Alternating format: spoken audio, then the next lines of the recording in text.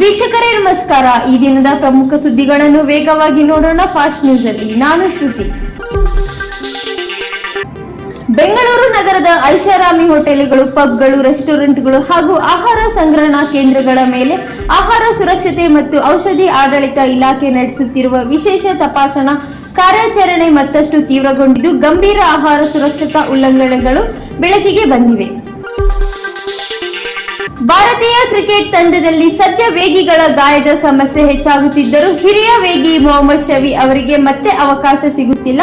ಅಜಿತ್ ಅಗರ್ಕರ್ ನೇತೃತ್ವದ ಆಯ್ಕೆ ಸಮಿತಿಯ ಶಮಿ ಅವರನ್ನು ತಂಡಕ್ಕೆ ಕರೆತರುವ ಬಗ್ಗೆ ಒಲವು ತೋರುತ್ತಿಲ್ಲ ಎಂಬ ಮಾತುಗಳು ಕೇಳಿಬರುತ್ತಿವೆ. ನವದೆಹಲಿ ಆಗಸ್ಟ್ 10 ವಿದ್ಯಾರ್ಥಿಗಳ ಪ್ರತಿಭಟನಾಕಾರರ ವಿರುದ್ಧ ಪೊಲೀಸರು ದೌರ್ಜನ್ಯ ನಡೆಸುವ ಆರೋಪ ಕುರಿತಂತೆ ಕೇಂದ್ರ ಸರ್ಕಾರದ ವಿರುದ್ಧ ವಾಗ್ದಾಳಿ ನಡೆಸುವ ಲೋಕಸಭೆಯ ವಿರುದ್ಧ ಪಕ್ಷದ ನಾಯಕರು ರಾಹುಲ್ ಗಾಂಧಿ ಅವರು ಸ್ವಗೃಹ ಸಚಿವ ಅಮಿತ್ ಶಾ ಅವರ ರಾಜೀನಾಮೆ ನೀಡಬೇಕು ಹಾಗೂ ಘಟನೆಯಿಂದಾಗಿ ಪ್ರಧಾನಿ ನರೇಂದ್ರ ಮೋದಿ ಅವರು ಇಮೇಜ್ ಹಾಳಾಗಿದೆ, ಅದನ್ನು ತರಲು ಸಾಧ್ಯವಿಲ್ಲ ಎಂದು ಹೇಳಿದ್ದಾರೆ. ಆಗಸ್ಟ್ 10 ಉತ್ತರ ಪ್ರದೇಶದ ಹರ್ದೋಯಿ ಜಿಲ್ಲೆಯಲ್ಲಿ ಸರ್ಕಾರ ಪ್ರಾಥಮಿಕ ಶಾಲೆ ಶಿಕ್ಷಕಿಯ ಮನೆಗೆ ನುಗ್ಗಿ ಕೊಲೆ ಬೆದರಿಕೆ ಹಾಕಿ ಅತ್ಯಾಚಾರ ಎಸಗಿದೆ ಆರೋಪದ ಮೇಲೆ ಗುಮಾಸ್ತರನ್ನು ಬಂಧಿಸಲಾಗಿದೆ ಎಂದು ಪೊಲೀಸರು ತಿಳಿಸಿದ್ದಾರೆ.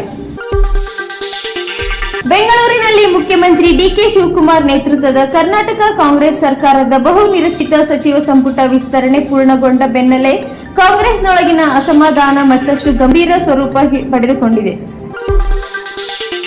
ಹಾಸನದ ಜೆಡಿಎಸ್ ರಾಜ್ಯ ಘಟಕದ ಅಧ್ಯಕ್ಷರು ಆಗಿರುವ ಕೇಂದ್ರ ಸಚಿವ ಎಚ್.ಡಿ. ಕುಮಾರಸ್ವಾಮಿ ಉರುಳಿಸಿರುವ ದಾಳ ಇದೀಗ ಜಿಲ್ಲೆಯ ಕಾಂಗ್ರೆಸ್ ವಲಯದಲ್ಲಿ ತಳಮಳಕ್ಕೆ ಕಾರಣವಾಗಿದೆ. ಅಸಮಾಧಾನಿತರು, ನೋವು ಅನುಭವಿಸುತ್ತಿರುವವರಿಗೆ ಜೆಡಿಎಸ್ ಬಾಗಿಲು ತೆರೆದಿದೆ ಎಂದು ಹೇಳುವ ಮೂಲಕ ಕುಮಾರಸ್ವಾಮಿ ಕಾಂಗ್ರೆಸ್ನ ಮುಖಂಡರಿಗೆ ಗಾಳ ಹಾಕಿದ್ದಾರೆ ಎನ್ನುವ ವಿಶೇಷಗಳು ಜಿಲ್ಲೆಯ ರಾಜಕೀಯ ವಲಯದಲ್ಲಿ ಕೇಳಿ ಬರ್ತಾ ಇದೆ.